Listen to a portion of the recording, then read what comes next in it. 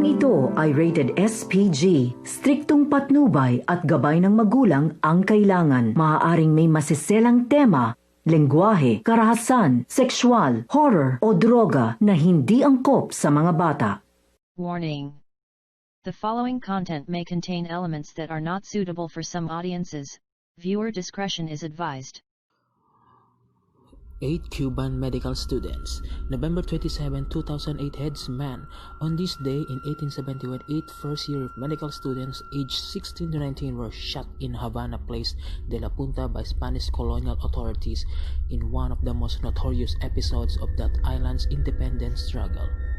Cuba was 3 years into the 10 Years' War, the first of the 3 major 19th century insurrections that would eventually throw off Spanish rule, but popular support of independence was far from universal.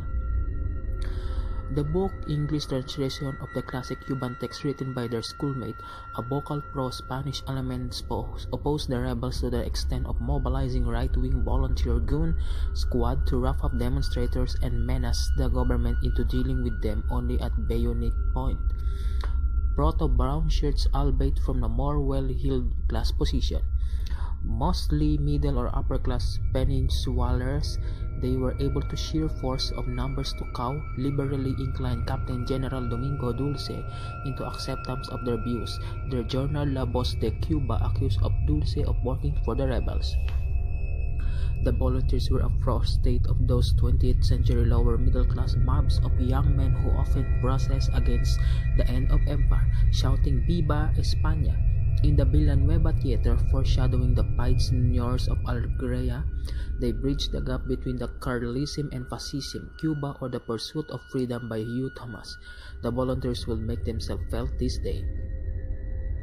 The editor of the volunteer paper La Voz de Cuba was assassinated in 1870. The fatal accusation against the students was they had discredited the grave of that editor. In Cuba, in 1871, vandalism with wrong politics was good enough to get you shot 4 days after the supposed crime. In that environment, it's practically beside the point of one of the 8 wasn't even the town at the time, and the discretion was so exaggerated to be essentially fabricated. The procedural rig, dignified with the word trial, wasn't going to hang up on that detail, but it was also on the verge of an acquittal or a light sentence when a Caribbean into sentencing 8 to death and most of the others to significant prison terms. Defense attorney Federico Capdevila at the circus with an indignant and energetic defense despite being attacked at one point by the volunteer mob.